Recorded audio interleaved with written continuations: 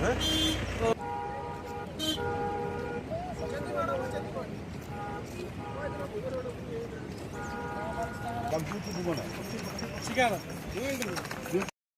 इसका क्या स्टेटस क्या है?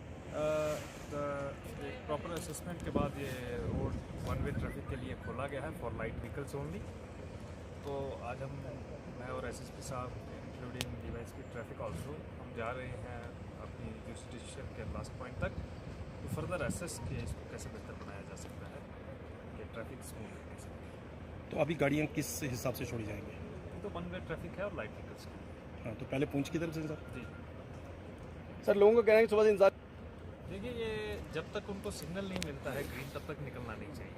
To be very frank and honest, and हम सब जानते हैं कि जल्दबाजी में कई बार लोग पहले निकल आते हैं जिसकी वजह से तरदद होती है।